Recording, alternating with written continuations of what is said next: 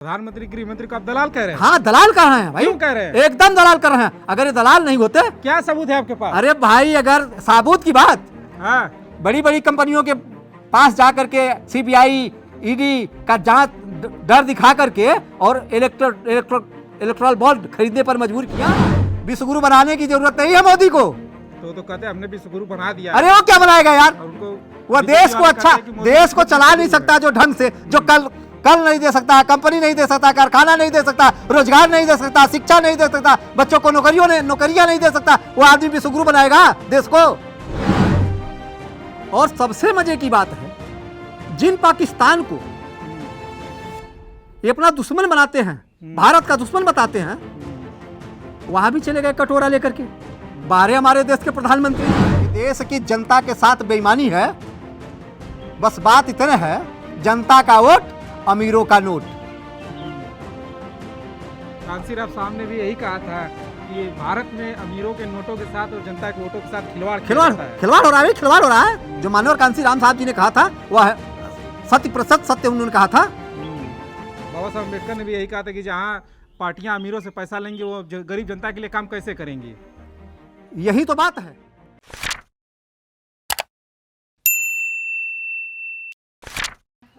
दोस्तों नमस्कार, आप देख रहे हैं देसी समाचार। आज हमारे साथ है दिनेश मौर्य जी, जो एक सामाजिक कार्यकर्ता हैं और पूर्व में लोकसभा का चुनाव भी लड़ चुके हैं।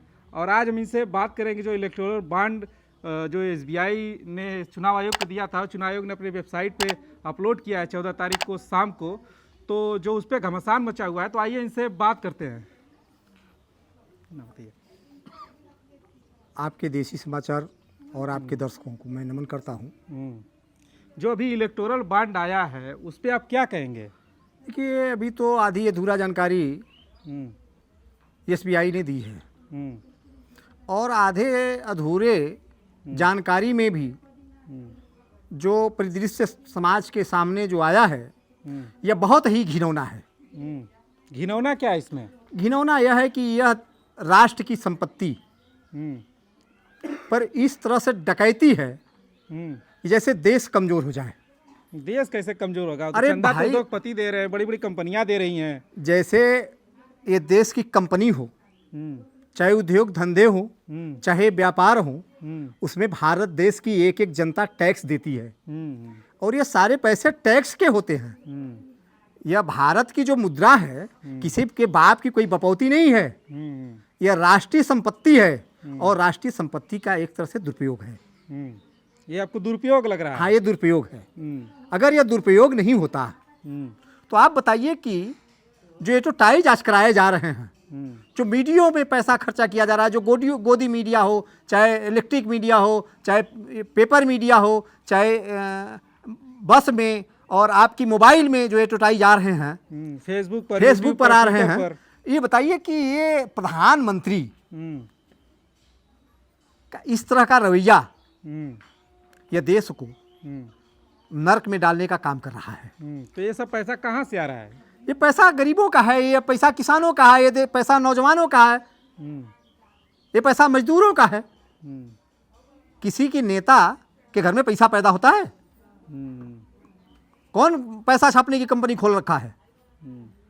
कौन सी कंपनियां जो पैसा छापती हों, सामग्री बनाती हैं, उस पर टैक्स लगता है, उस टैक्स का भुगतान कौन करता है? ये जनता करती है। तो टैक्स का अगर भुगतान जनता करती है तो पैसा किसका होगा? जनता का होगा।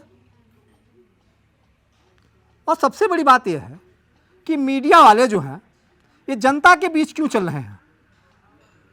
जनता के बीच मीडिया वाले चल रहे हैं, आपको लग रहा है? हाँ, चल रहे हैं। जबकि इनको सीधे दिल्ली पहुंचना चाहिए, देश के राष्ट्रपति से सवाल करना चाहिए, देश के प्रधानमंत्री से ये सवाल करना चाहिए, देश के गृह मंत्री से सवाल करना चाहिए। लेकिन ये जनता के बीच में जाती है। मीडिया वाले क्या चाहते हैं? बात इलेक्टोरल बॉन्ड की करते हैं, जिसमें इलेक्टोरल बॉन्ड में ये देखा गया है कि सबसे ज़्यादा चंदा जो है ये भारतीय जनता पार्टी को दिया गया है और उसमें कुछ चंदा जो है अनुमान ये लगाया जा रहा है कि पाकिस्तान से भी आया गया, उसमें हब कंपनी का नाम आया है। अरे भाई, वो किस अभी तो इस देश कंपनी जो है वो किसको फंड की है? अब किसको की है ये तो नहीं पता, अभी स्पष्ट रूप से चल पाया है। लेकिन 600,000 करोड़ रुपए, 600,000 करोड़ रुपए भारतीय जनता पार्टी के खाते में आया है। इतना तक अभी तक तो पता चल चुका है। और सबसे मजे की बात है, जिन पाकिस्तान को ये अपना दुश्मन बनाते हैं, भारत का दुश्मन बताते हैं, वहां भी चले गए कटोरा लेकर के। बाहर हमारे देश के प्रधानमंत्री जी कौन है, कौन गया था? आखिर में बांड सरकार के ही लोग तो गए। बांड अगर खरीदा तो फायदा किसको हुआ? सरकार को हुआ। चंदा सरकार के खाते में आया। तो सरकार में बैठे, आखिर में कौन बैठा है? सरकार में मोदी जी बैठे हैं। इलेक्टोरल बॉन्ड में ये क्लियर नहीं है कि किस पार्टी को हब कंपनी ने फंड दिया है। अगर दिया है तो जितने इलेक्ट्रिक बॉन्ड खरीदे गए हैं, प्रधानमंत्री जी को घोषणा कर देना चाहिए कि जितने इलेक्टोरल बॉन्ड हैं वो सारे पैसे राष्ट्र कोष में जमा होना चाहिए, जिससे देश मजबूत हो सके।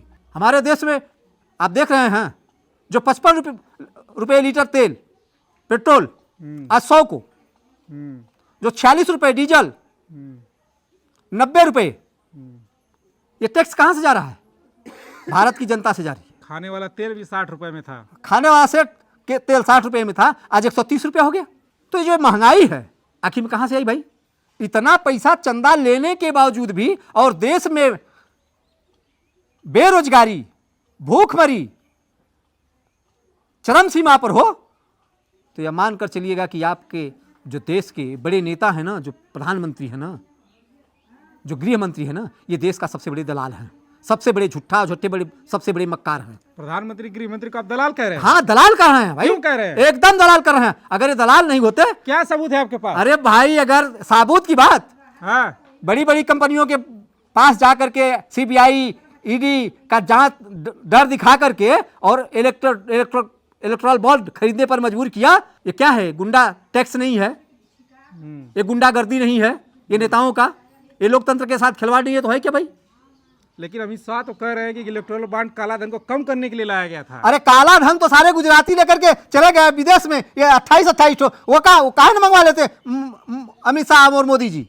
मंगवाना चाहिए ना। मेहुल चौकसी है, तमाम सारे लोग हैं, विजय माल्या है, तमाम नीरव मोदी है, तमाम सारे लोग।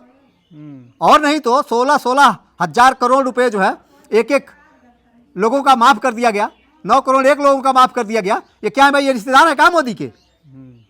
ये अमित शाह के सब रिश्तेदार हैं कहा जिनका पैसा माफ किया गया है? गरीबों का नहीं माफ हो रहा है। अरे गरीबों का अगर बिजली नहीं भरा जाएगा ना तो उसका कनेक्शन काट दिया जाता है। मोटर का टैक्स अगर नहीं भरा जाता है तो उसको खड़ा करा दिया जाता है। ये देश की जनता के साथ बेईमानी है। बस बात इतने है, जनता का वोट, अमीरों का नोट। कांसीराम साहब ने भी यही कहा था कि भारत में अमीरों के नोटों के साथ और जनता के वोटों के साथ खिलवाड़ खिलवाड़ हो रहा है, खिलवाड़ हो रहा है। जो माननीय कांसीराम साहब जी ने कहा था वह 100% सत्य उन्होंने कहा था। बाबा साहब अम्बेडकर ने भी यही कहा था कि जहाँ पार्टियां अमीरों से पैसा लेंगे वो गरीब जनता के लिए काम कैसे करेंगे? यही तो बात है। आज जो हमारा देश कमजोर है ना, इसी कारण। और सबसे बड़ा दुर्भाग्य की बात कि हमारे देश का प्रधानमंत्री इतना बड़ा झूठा, इतना बड़ा झूठा, हर बात में झूठा। अरे कितना क्यों नहीं आ रहा? इलेक्टोरल बॉन्ड पे अभी तक उन्होंने एक भी बयान नहीं दिया है। अरे भाई, मैं तो पूछना चाहता हूं कि कितने कहां एम्स खोले गए, कौन से कौन महाविद्यालय खोले गए? उन्होंने कहा था कि हर साल। अरे कहीं कुछ नहीं हो रहा है, खाली बस पोस्टरों पर जुबानी, कहीं कुछ नहीं है भारतीय जनता पार्टी का। ये जुमलेबाजी है। ये जनता के अंदर भ्रामक स्थिति पैदा करती है, जनता को लुभाती है। वो जानती है कि भारत की जनता ज्यादा पढ़ी लिखी तो है नहीं, और इसलिए पढ़ी लिखी नहीं है कि सामंतवादी व्यवस्था के अनुसार शिक्षा पर प्रतिबंध लगा हुआ था। और आज यही कारण है कि शिक्षा को महंगा कर दिया गया। आज फिर गरीब के बच्चे न पढ़ने पाए। यह देश के साथ बहुत बड़ा धोखा हो रहा है। यह बड़ा दुर्भाग्य की बात है कि मेरे देश का गृह मंत्री तड़ीपार है, तड़ीपार जो अपराधी हो, जिसके ऊपर मुकदमे चले हों, जो जेल गया हो, और वह ऐसा व्यक्ति देश का गृह मंत्री हो, यह क्या इससे शर्मनाक कोई बात हो सकता है क्या? उनको तो जनता ने चुन के भेजा है। अरे भाई, जनता ने चुन करके भेजा है ना, तो विकास के लिए भेजा था, विनाश के लिए नहीं भेजा था। विकास नहीं कर रहे हैं। विकास हो रहा है कि विनाश हो रहा है? 10 साल से वो बोल रहा है विकसित भारत बना दिए हैं। अरे कहाँ विकसित भारत हो गया? सोने की चिड़िया हो गया, विश्वगुरु भारत हो गया। नहीं हुआ आपकी नजर में? अरे वाह भाई, वाह वाह वाह। यही सब भ्रष्टाचारी आ जाएंगे भारतीय जनता पार्टी में, जितने सब हैं, तो विश्वगुरु हो जाएगा भारत भ्रष्टाचारियों से। ये जितने भगेड़ू, जितने कैडेट भारतीय जनता पार्टी में आ गए, तो भारतीय जनता पार्टी के द्वारा जो है यह देश विश्वगुरु हो गया। तो विश्वगुरु नहीं बन पाएगा भारत। अरे भैया, विश्वगुरु है, बनाना कहाँ है? विश्वगुरु है। अरे भारत देश विश्वगुरु है, आज से नहीं है। जब हमारे देश में नालंदा तक्षशिला विश्वविद्यालय, तो तब था ना कि अब अभी है। अरे तब, अरे ख्याति किसी का नाम मिट जाता है। आज हम मर जाएंगे, हमारा नाम खत्म हो जाएगा। अरे नाम है तो सब कुछ है। विश्वगुरु एक नाम है, और वह नाम आज भी है और रहेगा। विश्वगुरु बनाने की जरूरत नहीं है मोदी को। तो कहते हैं हमने विश्वगुरु बना दिया। अरे वो क्या बनाएगा यार? और उनको वह देश को अच्छा, देश को चला नहीं सकता जो ढंग से, जो कल नहीं दे सकता, कंपनी नहीं दे सकता, कारखाना नहीं दे सकता, रोजगार नहीं दे सकता, शिक्षा नहीं दे सकता, बच्चों को नौकरियां नहीं दे सकता, वो आदमी विश्वगुरु बनाएगा देश को? ये सब फ्रॉड है, देश के धोखेबाज नेता है। ये देश को डुबा डालेंगे, देश को डुबा डालेंगे, देश को डुबा डालेंगे। तो कह रहे हैं हम विकास कर रहे हैं। अरे विकास कर रहे हैं, देश का विनाश कर रहे हैं। इसको विनाश कहेंगे आप? अरे आके जाकर के पूछिए ना मोदी से कि आपने कितना विकास किया है, और विकास का पैमाना क्या होता है? विकास का पैमाना भाषण है, वादा है, और फिर उस पर सवाल कर देना जुमलेबाजी है। यह विकास का पैमाना है? तो दोस्तों, हमारे साथ थे दिनेश मौर्य जी, और उन्होंने इलेक्टोरल बॉन्ड पे अपनी बेबाकी से राय रखी और मोदी को कहा कि मोदी विकास नहीं विनाश कर रहे हैं। तो आपने इनकी बात ध्यानपूर्वक सुनी, और हमारा वीडियो आपको कैसा लगा आप हमें कमेंट करके ज़रूर बताइए। और हमारे चैनल को लाइक करें, शेयर करें, सब्सक्राइब करें। बहुत बहुत धन्यवाद।